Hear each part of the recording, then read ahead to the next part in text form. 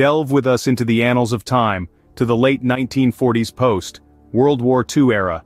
A period of stark contrast, where the world was trying to heal from the ravages of a devastating war, and yet was still on the brink of new conflicts. This was a time when the superpowers of the world were locked in a tense geopolitical climate, a silent war of ideologies. Each nation was eager to prove its might, not just through military power but also through scientific prowess.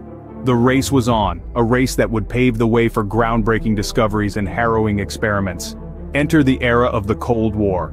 It was during this time, amid the pulsating rivalry, that a scientific experiment of chilling proportions is said to have taken place deep within the confines of Soviet Russia, an experiment that weaves a tale of sleep, science, and the human will.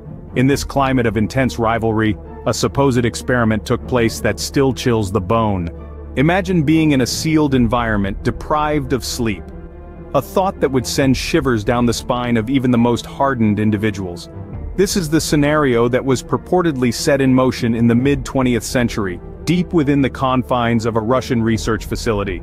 The Russian sleep experiment, as it came to be known, was allegedly conducted on 5 political prisoners. These were not ordinary men, they were individuals who had already endured the harsh realities of their existence. Chosen for their resilience, they were subjected to a sleep deprivation study unlike any other. The experiment revolved around the use of an experimental gas stimulant, a concoction designed to keep the human body awake for an extended period. The goal? 30 days of uninterrupted wakefulness. A daunting task, to say the least, but one these men were willing to undertake, driven by the promise of freedom if they survived the ordeal. Their initial responses to the experiment were as expected. The first few days were marked by a sense of heightened alertness, even euphoria. They engaged in conversation, played games, and even seemed to enjoy their newfound freedom from the constraints of sleep. But this initial period of elation was merely the calm before the storm. As the days progressed, the psychological changes became more pronounced. Laughter gave way to silence, camaraderie turned into isolation, and the men's mental states began to deteriorate. The once vibrant subjects were slowly transforming into shadows of their former selves. Their eyes, once bright with life, now carried a haunted look, as if they were gazing into an abyss. The researchers, observing from behind the safety of their one-way mirror, could only watch as the men descended further into their sleep-deprived states. They took notes, made observations, and speculated on the outcome, yet they could not predict the horrors that were to come. But as the days wore on, the subjects began to showcase unusual and horrifying behavior. The initial phase of the experiment had ended. The real terror was about to begin. As days turned into a week, the test subjects' sanity began to unravel. The once familiar contours of the human psyche began to twist and warp under the relentless grip of sleep deprivation. The subjects, once ordinary men, were now on a one-way journey into the abyss of their own minds. Their reality, once dictated by the mundane rhythms of day and night, was now a playground for the grotesque and the macabre. Their shared chamber, once filled with the banal chatter of men, was now a stage for the theater of the grotesque. Conversations gave way to a litany of psychotic ramblings, a cacophony of voices echoing their descent into madness. The once articulate speech was now a garbled mess, an eerie reflection of their crumbling sanity. The walls of the chamber bore witness to this descent, scratches and scribbles, a testament to their futile attempts to communicate, to connect with a reality that was slipping away from them. Their hands, once tools of creation, were now instruments of self-destruction, etching their torment onto their own flesh. Hallucinations took hold, warping their perception of reality. The subjects reported seeing monstrous apparitions, nightmarish figures looming in the shadows. These spectral nightmares were only visible to them, further isolating them in their shared madness. The most chilling aspect of this descent was perhaps the silence. A silence that fell like a shroud over the chamber. A silence that spoke volumes about their state of mind. The subjects had stopped communicating with the researchers, their silence a stark proclamation of their alienation from the world outside their chamber. Their humanity, once a given, was now a distant memory. They were no longer men but something else, something that existed in the twilight zone between sanity and insanity. Their actions, their behavior, their very existence was now a study in the grotesque, a chilling testament to the fragility of the human mind. The subjects had descended into a realm of madness, far removed from their initial human demeanor. The conclusion of the experiment was nothing short of a nightmare. As the scientists prepared to open the chamber, they could never have anticipated the gruesome spectacle that awaited them. It was as if they had stumbled upon a scene from the darkest recesses of a horror writer's imagination, only this was real. Too real. Upon breaching the sealed door, they were met with a sight that would haunt their dreams forever. The subjects, once ordinary men, had been transformed into something unrecognizable, something inhuman. Their bodies were emaciated, their faces contorted in expressions of untold agony and madness.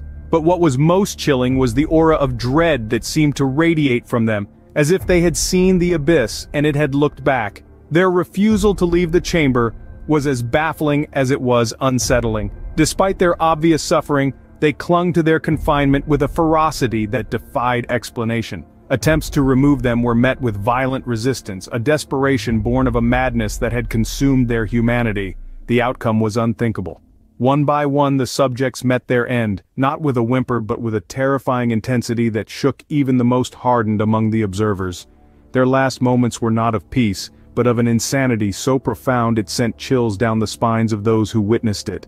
Their haunting last words, however, were perhaps the most disturbing element of all. As the life ebbed from their bodies, they spoke not of relief or regret but of a desire to return to the dark abyss that had claimed their sanity. Their words echoed in the silence of the chamber, a chilling reminder of the depths to which the human mind can descend when pushed beyond its limits. The experiment had ended, but the horror of its memory was just beginning. As the chamber door closed for the last time, the echoes of the unthinkable outcome reverberated through the silent halls, a grim testament to the dark tale of the Russian sleep experiment.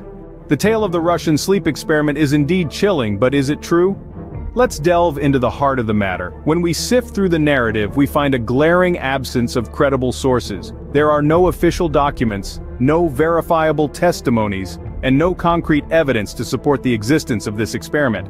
The story appears to have surfaced on the internet, with its origins traced back to a creepypasta post. Now here's a fact. Creepypasta is a collection of horror-related legends or images that have been shared around the internet. Moreover, the narrative is riddled with inconsistencies. For instance, the supposed time period of the experiment aligns with World War II, a time when Russia was embroiled in the throes of conflict and unlikely to conduct such an experiment. Additionally, the story's scientific aspects are dubious at best. It's well documented that sleep deprivation can lead to severe psychological effects. But the level of madness and physical alteration described in the tale far exceeds what's medically possible. Many experts have weighed in on the subject, pointing out these discrepancies and dubbing the tale a work of fiction or an urban legend. They argue that it serves more as a commentary on the inhumane nature of scientific experiments, rather than a factual account. While the story sends shivers down the spine, it remains rooted in the world of fiction. Though fictional, the story of the Russian sleep experiment holds a mirror to the human psyche. This chilling tale, despite its roots in fiction, has left a profound impact on millions, stirring deep conversations about the ethical boundaries we must navigate in scientific pursuits. It's a grim reminder of the perils of pushing human endurance to its limits, a stark warning against the pursuit of knowledge without regard for humanity. If we peel back the layers of this dark narrative, we find at its core a stark exploration of human nature. It forces us to question, how far can a person be pushed before they shatter? What horrors can we descend to when deprived of our most basic needs? What does it tell us about the human capacity for inhumanity under extreme conditions? The story of the Russian sleep experiment also serves as a critique of scientific experiments that disregard ethical boundaries, a stark call to prevent the repetition of such horrors. It underscores the importance of respecting human dignity and life, even in the pursuit of scientific knowledge. In its haunting narrative, this tale has sparked countless debates, inspired numerous adaptations, and left an indelible mark on popular culture. It's a chilling testament to the power of storytelling, a testament to how a tale spun from fiction can resonate with us on such a profound level. The Russian sleep experiment, though a tale spun from fiction, leaves us with very real questions about the human condition.